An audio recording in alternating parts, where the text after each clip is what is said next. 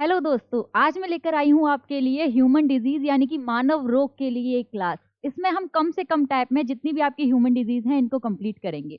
तो डिजीज की जब हम बात करते हैं, बीमारियों की जब हम बात करते हैं, तो बीमारियां कौन पैदा करता है? तो बीमारियां पैदा करते हैं पैथोजन। तो जब भी बीमारियों की बात करी जाती है तो उसमें सबसे पहला वर्ड आपको पैथोजन याद आएगा। ये जो पैथोजन होते हैं ये क्या होते हैं? तो ये ऐसे माइक्रोब्स होते हैं, ऐसे सूक्ष्म जीवी होते हैं जो हमारे शरीर में बीमारी पैदा करते हैं, उन्हें ही हम पैथोजन कहते हैं। रोगों के अध्ययन को पैथोलॉजी कहा जाता है। दोनों ही वर्ड्स काफी इंपॉर्टेंट है आपके लिए। इसके बाद बात करते हैं सारी बीमारियों की। तो इन बीमारियों को हमने कुछ कैटेगरी में डिवाइड किया है, मतलब ऐसी बीमारी जो जीवाणु की वजह से यानी कि बैक्टीरिया की वजह से होती हैं, और ऐसी बीमारी जो आपकी विषाणु यानी कि वायरस की वजह से होती हैं, या फिर जो आपकी हेलमिंथीज की वजह से होती हैं। तो सारी बीमारियों को हम इस सेशन में कंप्लीट करने वाले हैं, तो लास्ट तक जरूर देखना पूरी वीडियो को। तो सबसे पहले बात करते हैं जीवाणु की यानी कि बैक्टीरिया की। ये जो जीवाणु है इसकी खोज करी थी एंटनी वॉन ल्यूवेनहॉक ने। ये जो जीवाणु होते हैं ये एक प्रकार की प्रोकैरियोटिक सेल होती है, यानी कि इनमें वेल डेवलप्ड न्यूक्लियस यानी कि केंद्रक नहीं पाया जाता। अगर मैं बात करूं जीवाणुओं से होने वाले रोगों की, तो बहुत सारे रोग हमारी बॉडी में जीवाणुओं से होते हैं, जैसे कि आपका typhoid, pneumonia, cholera, tuberculosis, diphtheria, pertussis, tetanus, leprosy, bubonic plague और आपका बॉट्युलिज्म। ये सारी बीमारियां जीवाणुओं से यानी कि बैक्टीरिया से होने वाली हैं। ये सारी ही बीमारियां आपकी बैक्टीरियल डिजीज है। जीवाणु, कुछ जीवाणु ऐसे भी होते हैं जो हमारे शरीर के लिए बहुत लाभदायक होते हैं, लेकिन कुछ जीवाणु हमारे शरीर के लिए बहुत खतरनाक साबित हो सकते हैं। तो आज उन जीवाणुओं के बारे में बात करेंगे जो हमारी बॉडी के लिए खतरनाक साबित होते हैं, जो हमारी बॉडी में बीमारियां पैदा करते हैं। तो सबसे पहली बीमारी की हम बात करेंगे आज, टाइफाइड, यानी कि इसे हम मियादी बुखार भी कहते हैं। बहुत टाइम तक अगर बुखार रह जाता है तो डॉक्टर बोलते हैं कि आपको टाइफाइड हो गया है। इसमें हमारा जो अंग, हमारी बॉडी का जो अंग प्रभावित होता है वो होती हैं हमारी आंतें, यानी कि इंटेस्टाइन, यानी कि जो हमारा पूरा डाइजेस्टिव सिस्टम, पाचन तंत्र होता है, वो इससे अफेक्ट होता है। इसका अगर कारक की बात करें तो ये होता है साल्मोनेला टाइफी की वजह से। ये एक जीवाणु है, एक बैक्टीरिया है। तो टाइफाइड होता है आपका साल्मोनेला टाइफी की वजह से। और अगर टीके की बात करें तो इसके लिए एक टीका लगाया जाता है जिसे हम कहते हैं ओटीवी, यानी कि ओरल टाइफाइड वैक्सीन।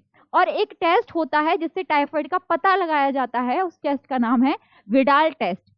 इसके बाद दूसरी बीमारी की बात करते हैं, टीबी यानी कि तपेदिक, या फिर इसे हम ट्यूबरक्लोसिस भी कह देते हैं। इसमें हमारा रेस्पिरेटरी सिस्टम यानी कि जो श्वसन तंत्र होता है वो प्रभावित होता है, हमारे जो फेफड़े होते हैं वो प्रभावित होते हैं। इसका जो कारक है वो है माइकोबैक्टीरियम ट्यूबरक्लोसिस। ये एक जीवाणु है, माइकोबैक्टीरियम ट्यूबरक्लोसिस। इसकी वजह से तपेदिक यानी कि टीबी रोग होता है। इसके लिए एक टीका लगाया जाता है, बीसीजी का टीका, ठीक है। और अगर टेस्ट की बात करें तो मोनटॉक्स का टेस्ट करवाया जाता है इसको डिटेक्ट करने के लिए। इसके बाद आ जाता है आपका टिटनेस यानी कि लॉक जॉ भी इसको हम कह सकते हैं। ये जो टिटनेस होता है इसमें तंत्र का तंत्र प्रभावित होता है। ये होता कैसे है टिटनेस? तो जैसे कि कोई लोहे की चीज है, जब हमारे पैरों में या फिर हाथ में कहीं लग जाती है तो वहां से ये टिटनेस फैलना शुरू हो जाता है। अगर बात करूं इसके कारक की यानी कि बैक्टीरिया की, तो क्लॉस्ट्रीडियम टिटेनी नाम का एक बैक्टीरिया है जो ये रोग पैदा करता है, और इसके लिए भी एक टीका लगाया जाता है, एटीएस का टीका। इसके बाद बात करें हम पर्ट्यूसिस, यानी कि जिसे हम काली खांसी भी कह देते हैं सामान्य बोलचाल में। इसमें जो प्रभावित अंग होता है वो फेफड़ा होता है। खांसी में जो प्रभावित अंग होता है वो फेफड़ा यानी कि श्वसन तंत्र ही होता है। इसके अगर मैं कारक की बात करूं तो इसका कारक होता है हमारा हीमोफिलिस पर्ट्यूसिस। हीमोफिलिस पर्ट्यूसिस नाम का जो बैक्टीरिया होता है वो इसका कारक होता है, और इसमें जो टीका लगाया जाता है वो लगाया जाता है डीटीपी का, यानी कि डिप्थीरिया, पर्ट्यूसिस और टिटनेस, इन तीनों के लिए टीका लगाया जाता है आपका डीटीपी का टीका। इसके बाद डिप्थीरिया की बात करेंगे। डिप्थीरिया में जो गला होता है वो अफेक्ट होता है, और इसका जो कारक होता है वो होता है कॉरिनियोबैक्टीरियम डिप्थेरी, कॉरिनोबैक्टीरियम डिप्थेरी। इसकी वजह से डिप्थीरिया रोग होता है। इसके बाद बात करेंगे हैजा, या फिर इसे हम कोलेरा भी कह देते हैं दूसरी भाषा में। इसमें जो प्रभावित तंत्र होता है, प्रभावी अंग होता है, वो हमारा श्वसन तंत्र यानी कि रेस्पिरेटरी सिस्टम होता है। और इसमें ओआरएस का घोल दिया जाता है कि पानी की कमी से ये रोग हो जाता है। इसके बाद बात करेंगे प्लेग। ये बहुत खतरनाक बीमारी है, और इसमें जो प्रभावित अंग होता है वो होती है हमारी ब्लड वेसल्स यानी कि रुधिर वाहिनियां। इसके बाद बात करते हैं निमोनिया की। निमोनिया में भी हमारा रेस्पिरेटरी सिस्टम यानी कि जो फेफड़े होते हैं वो अफेक्ट होते हैं। इसके बाद आता है भोजन विषाक्तता, यानी कि सामान्य भाषा में इसको फूड पॉइजनिंग भी कह देते हैं। ये जो फूड पॉइजनिंग होती है ये निर्जलीकरण यानी कि पानी की कमी की वजह से, या फिर ये क्लोस्ट्रीडियम बोट्यूलिज्म नाम का एक बैक्टीरिया होता है, क्लोस्ट्रीडियम बोट्यूलिज्म इस बैक्टीरिया का नाम है, इसकी वजह से फूड पॉइजनिंग होती है। और इसमें हमारा जो पाचन तंत्र होता है, जो डाइजेस्टिव सिस्टम होता है, वो अफेक्ट होता है, उल्टी आने लग जाती है। इसके बाद बात करेंगे, ये हो गई आपकी बैक्टीरियल डिजीज। अब आ जाते हैं वायरल डिजीज पे। तो अगर मैं विषाणु की बात करूं तो सबसे पहला जो विषाणु खोजा गया था वो खोजा गया था तंबाकू में मुजैक वायरस, और सबसे पहले जो विषाणु की खोज करी थी वो करी थी इवानोवस्की ने। और सबसे पहले इन्होंने तंबाकू के पत्ते पे एक वायरस की खोज करी थी जिसे हम टीएमवी वायरस यानी कि टोबैको मोज़ेक वायरस भी कहते हैं। ये जो वायरस होता है ये सजीव और निर्जीव के बीच की कड़ी होता है, मतलब जब ये किसी के ऊपर रह रहा है, किसी दूसरे एनिमल के ऊपर निवास करता है तो ये सजीव की तरह बिहेव करता है, और जब इसे होस्ट सेल नहीं मिलती तो ये एक निर्जीव की तरह बिहेव करता है।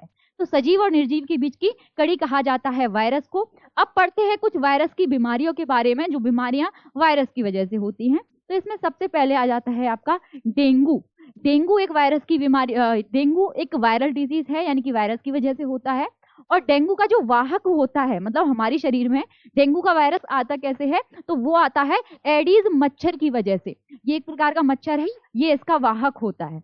इसके बाद अगर प्रभावित अंग की बात करें तो इसमें हमारा यकृत यानी कि लिवर जो होता है वो अफेक्ट होता है, और इसके लिए टेस्ट करवाया जाता है टॉर्निक्वेट टेस्ट, डेंगू को डिटेक्ट करने के लिए।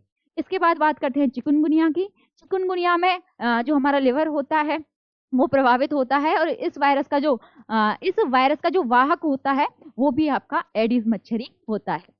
इसके बाद बात करते हैं खसरा की।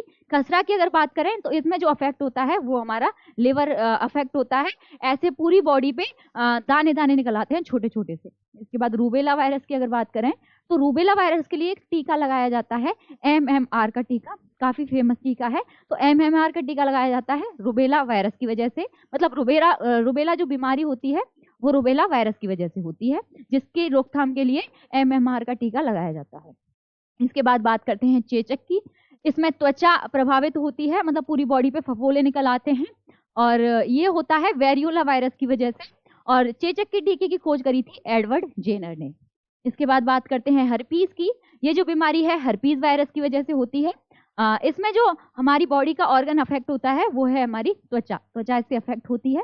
इसके बाद ट्रैकोमा की अगर बात करें तो ये भी एक वायरल डिजीज है। इसमें आंखें लाल हो जाती हैं, आंखें सूजने लग जाती हैं, आंखें बहुत ज्यादा लाल हो जाती हैं इसमें। इसके बाद बात करते हैं पीलिया यानी कि हेपेटाइटिस की। इसमें भी हमारा लिवर जो होता है वो अफेक्ट होता है, पूरी बॉडी पीली पड़ जाती है। पोलियो की अगर बात करें तो पोलियो होता है पोलियो वायरस की वजह से, और इसका जो इस बीमारी में जो हमारे बॉडी ऑर्गन अफेक्ट होता है वो होता है मेरुरज्जु यानी कि बोन मैरो, और इसकी दवाई होती है OPV, यानी कि जो बचपन में पोलियो की ऐसे दवाई पिलाई जाती थी, ओरल पोलियो वैक्सीन इसको कहा जाता है, ये इसकी दवाई होती है। और पोलियो दिवस मनाया जाता है 24 अक्टूबर को। इसके बाद बात करते हैं इन्फ्लुएंजा की। इन्फ्लुएंजा भी एक वायरल डिजीज है, और इसमें जो हमारा श्वसन तंत्र है वो अफेक्ट होता है। स्वाइन फ्लू की अगर बात करें तो स्वाइन फ्लू होता है H1N1 वायरस की वजह से, और अगर बात करूं मैं बर्ड फ्लू की तो बर्ड फ्लू होता है H5N1 वायरस की वजह से। तो ये दोनों ही वायरस आपको याद कर लेने हैं। इसके बाद रेबीज की बात करें यानी कि हाइड्रोफोबिया भी इसको कह देते हैं, ये किसी जानवर के काटने से होता है, जैसे आपका कुत्ता हो गया, कुत्ते के काटने से रेबीज वायरस हमारी बॉडी में आ जाता है। इसमें जो प्रभावित अंग होता है वो मेरुरज्जु बोन मैरो यानी कि तंत्र जो हमारा नर्वस सिस्टम होता है वो अफेक्ट होता है। इसका वाहक होता है कुत्ता, बिल्ली, बंदर, लोमड़ी, इन सभी के काटने से इनकी लार में ये वायरस पाया जाता है। और इसकी खोज जो करी थी, रेबीज के वायरस की जो खोज करी थी वो करी थी लुईस पास्चर ने। इसके बाद बात करते हैं एड्स की। एड्स की अगर फुल फॉर्म की बात करें तो एक्वायर्ड इम्यूनो डेफिशिएंसी सिंड्रोम इसकी फुल फॉर्म है, और इसका जो वायरस है वो है HIV वायरस यानी कि ह्यूमन इम्यूनो डेफिशिएंसी वायरस। अगर बात करूं इसके लक्षण की तो इसमें रोग प्रतिरोधक क्षमता खत्म हो जाती है, यानी कि इम्यून सिस्टम बहुत वीक हो जाता है। इसके लिए दवा होती है आपकी ART और AZT। अगर टेस्ट की बात करें तो इसके लिए एक टेस्ट होता है एलिसा टेस्ट जिसको कहा जाता है। एड्स दिवस 1 दिसंबर को मनाया जाता है, और इसका जो लोगो होता है वो लाल रिबन होता है। इसके बाद बात करते हैं प्रोटोजुआ से जो बीमारियां हमारे शरीर में होती हैं। तो इसमें सबसे पहला आ जाएगा आपका मलेरिया। ये होता है प्लाज्मोडियम वाइवेक्स की वजह से, ये एक प्रोटोजुआ है। और इसका जो वाहक होता है, मतलब इस पैरासाइट को, इस प्रोटोजुआ को हमारी बॉडी में कौन लेकर आता है, तो वो अगेन एक मच्छर लेकर आता है जिसका नाम है एनाफिलीज। उसके बाद अगर बात करें तो मलेरिया में कुनैन लिया जाता है, और ये जो कुनैन होता है ये सिनकोना वृक्ष की छाल से प्राप्त होता है। तो कुनैन काम आता है मलेरिया के इलाज के लिए। इसके बाद बात करते हैं पायरिया की। इसका एक परजीवी होता है एंटा अमीबा जिंजीवैलिस।